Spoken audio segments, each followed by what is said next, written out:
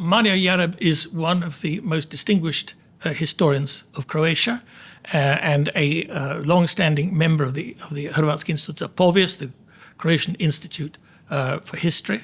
I should add also that he is not only a specialist on the period of the Second World War and the post-war, but also has been an enormous help to me in conceiving the whole of this conference. So thank you very much.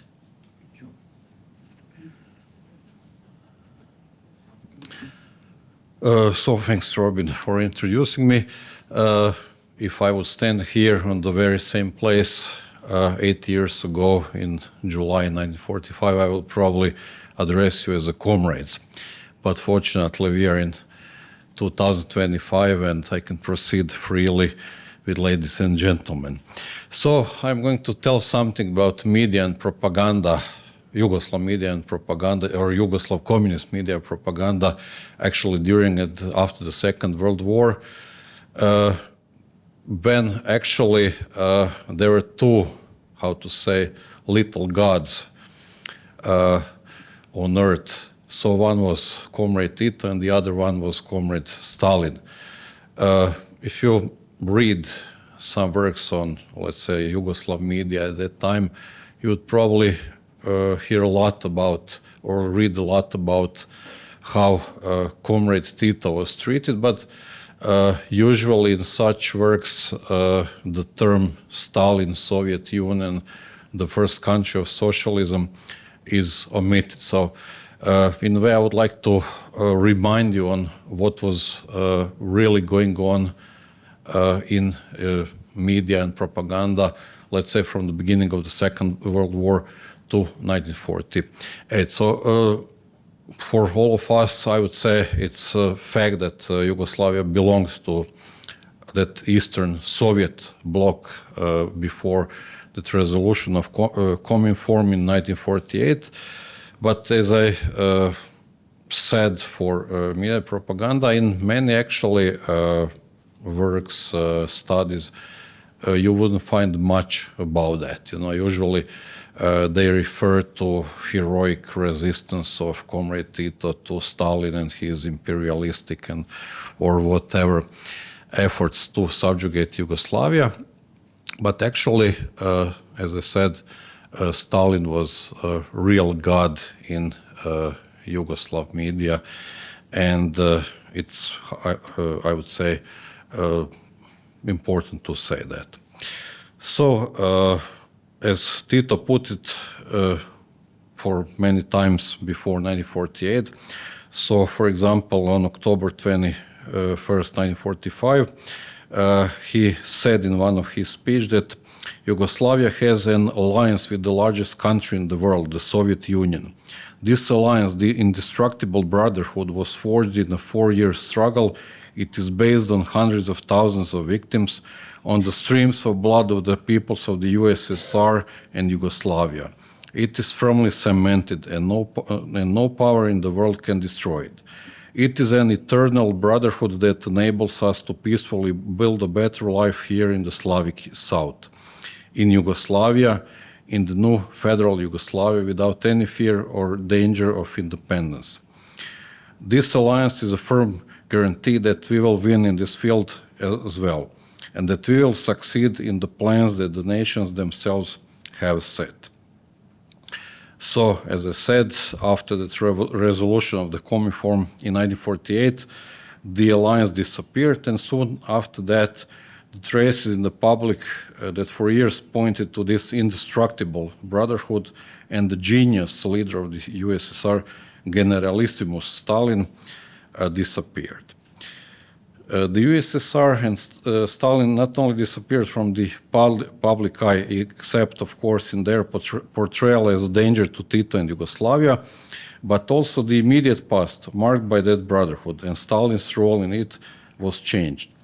An emblematic example of such changes is one of the most famous Yugoslav partisan or communist songs written or created during the war. So it was Vladimir Nazor's Pjesma o pesti, or the song about the fist. Actually, the first stanza of that song was actually contained both the names of Stalin and Tito. So it was uz Tita I Staljina dva junačka sina, or in English, with Tito and Stalin, two heroic sons. But that was the situation at the end of 1943 when that song was written and composed. And actually, after the war, after that break with the Comiform, that first stanza was changed into what probably most of you can recall or remember. It was changed into Uz Maršala Tita. So the name of Stalin was erased, and Marshal Tito, remained the only god in that song. According to the author of the music, Oskar Danon, in his memoirs or some statement from the beginning of 1990s, he said that the original first stanza was with Tito and Stalin, two heroic sons, but allegedly in Jajce in 1943, the people spontaneously changed the stanza as with Marshal Tito, heroic son. So that was, of course, not true. And it is a question why Danon said something like that. In early 1990s, he was a very old man, so probably for that reason. But despite that alleged spontaneous action of the people, at least two collections of partisan songs published during the war, one of them already in January 1944, and the second one probably in May 1945, contained the original version of the first stanza, which also included the heroic son Stalin. Stalin and his USSR as role models and phenomena were elevated almost to the heavens. And until that time, so in 1948, it was almost a commonplace in the media and propaganda that served the communist regime, including that in the then People's Republic of Croatia. At the same time, we can examine the principles of propaganda established in this form when the Communist Party of Yugoslavia and the Communist Party of Croatia, as its part, which was founded in 1947, was a small illegal organization within the Kingdom of Yugoslavia. At that time, specifically in the period from 1937 to 1940, as Secretary General Josip Broz Tito pointed out at that time, the party issued numerous leaflets, proclamations, communiques, resolutions, and other press releases. The party's line for establishing friendly and diplomatic relations with the Soviet Union was consistently and persistently implemented through all the press. Later, when the Cvetković-Maček government had to do so under pressure from the masses, the creation of a pact on mutual assistance with the USSR was persistently demanded. Continuously and tirelessly, through the press and with the live word, the party educated its members and the peoples of Yugoslavia in deep faith, love, and loyalty to the Soviet Union. As the most advanced country, the country of socialism, and the selfless protector of small people, of small nations. This press waged a persistent struggle for the democratic rights of the people. A persistent campaign was waged against unpopular regimes, and the formation of a people's government was demanded. So Tito said that in 1940, but actually, even after the collapse of Yugoslavia in 1941 and the emergence of the partisan movement, which was, of course, organized, led, and fully controlled by the Communist Party of Yugoslavia, nothing actually has changed in that respect.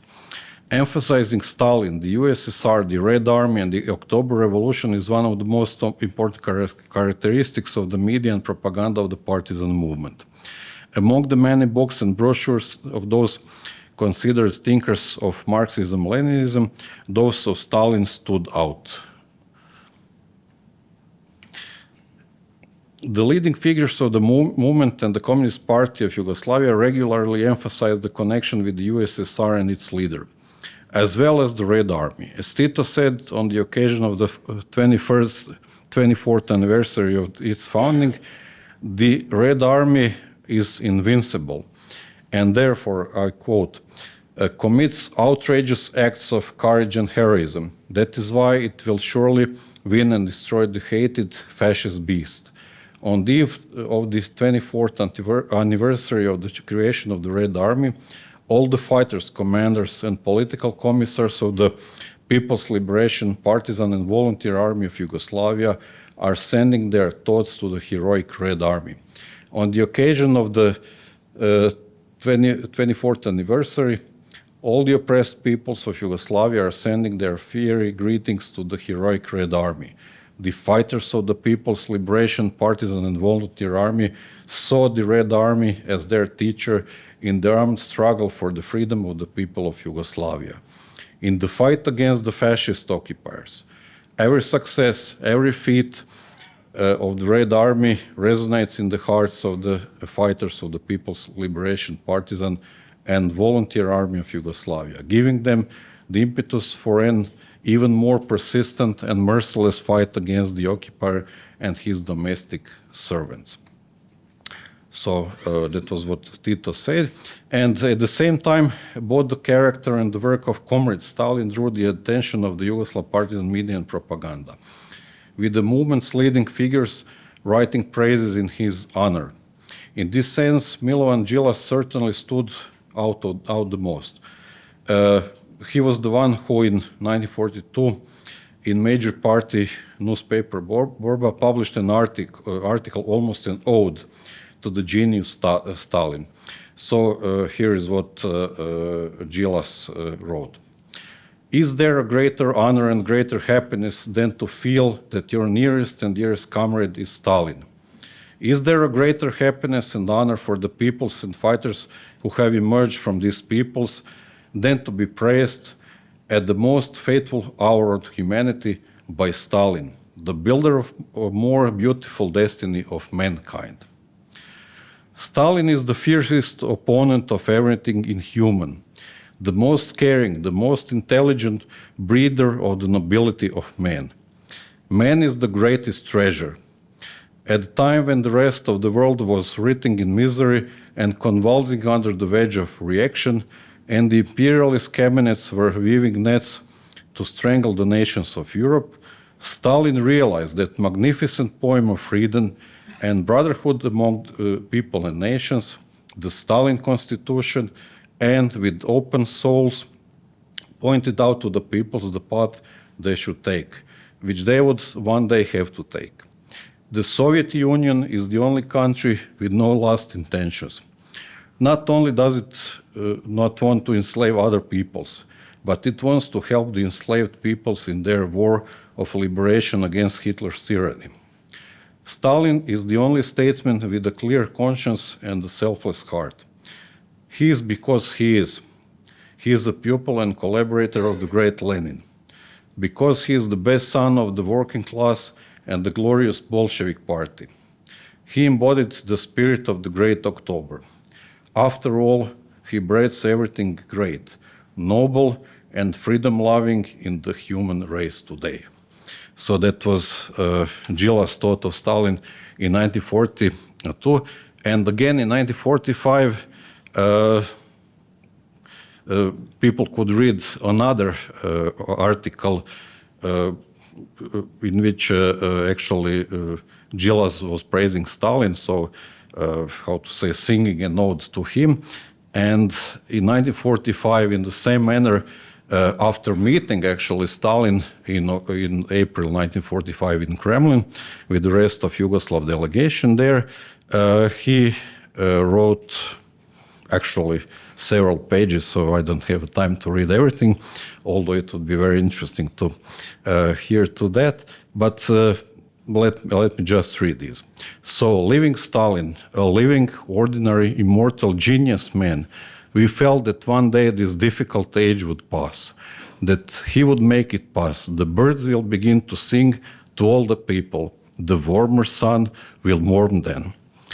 The flowers will smell to them. The children will play carefree. The scientists will sink into the silent, ineffable beauty of libraries and institutes. The writers will burn with the fire of creativity. Moreover, in all this, in the happiness of the people, in their love for each other, there will be Stalin. Everyone will sing about him and rejoicing in life and boundless human happiness among people and in nature. People will rejoice in him. For the common man, Stalin is immortal, as immortal and eternal human progress is. For he led humanity in the fateful days, together with Lenin and after Lenin's death, along the same path without hesitation or wandering. Far forward towards victory, towards peace and happiness, the eternal sleep of those who work and suffer. So let me finish with Gilas and proceed with something else.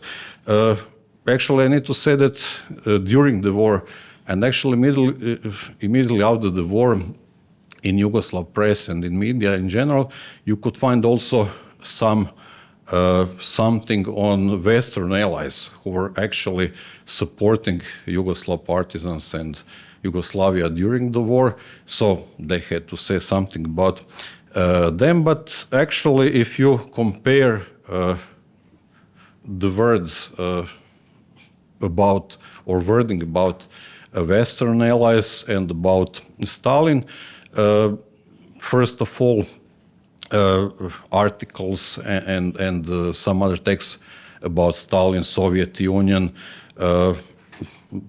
papers and leaflets and books were filled with contributions like that. So those on Western allies were not very often published in media as those on Soviet Union, and also they were usually shorter, pretty formal. Okay, we thank you for giving us weapons, but actually we don't care much about you. And the interesting is that at the same time, communist leadership actually, it's possible to say, treated them as enemies. So it's interesting to mention that already in 1945, Yugoslav communists were given some instructions by leading Yugoslav communist Edvard Kardelj. So Bogdan Radica, I would call him the first Croatian dissident, already published in 1946 some of these instructions, and Radica quoted Kardelj. So what Kardelj said was, we have made certain concessions to the capitalist world in order to gain time. But when the hour strikes, we must be ready to pass to the offensive. The proletarian revolution is on the march.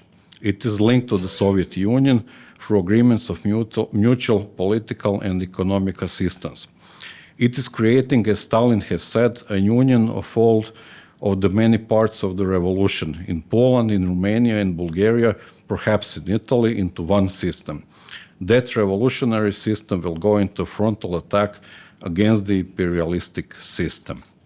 So this is what they really thought about Western allies. So let me actually come to an end. So with the end of the war, the glorification of Stalin and the USSR continued. Now given the, what happened here? Now given the monopoly that the Communist Party of Yugoslavia gained by winning the war, to a greater extent, the press, films, radio shows, books, brochures, as well as numerous textbooks and messages about the ingenious Soviet leader and the first socialist country were transmitted to every inhabitant of the restored Yugoslavia, including those, of course, in federal Croatia, or what became People's Republic of Croatia. At the same time, the connection between Yugoslavia and the USSR, the alleged brotherhood and great friendship, was still emphasized.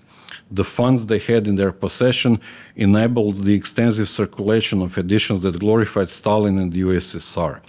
Data on the circulation of books published by the state-owned publishing company Kultura showed that they were most often printed in 15,000 copies. But Stalin's most important work, a collection of his speeches and articles entitled Questions of Leninism or Pitanja Leninizma, as they were translated into Croatian and in Serbian, was printed in as many as 120,000 copies in 1946. So since 20 minutes has passed, let me just show you several images of these things. So this is an important, interesting image taken on Ban Jelačić Square on May 11, 1945, during that first mass rally in Zagreb.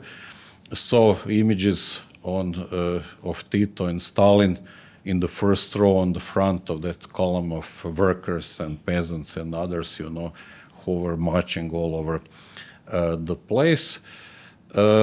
And some of these books and other materials that were published, you know, before 1948. So there are so many of them showing how much attention, you know, was put on promoting or propagating Stalin and the USSR.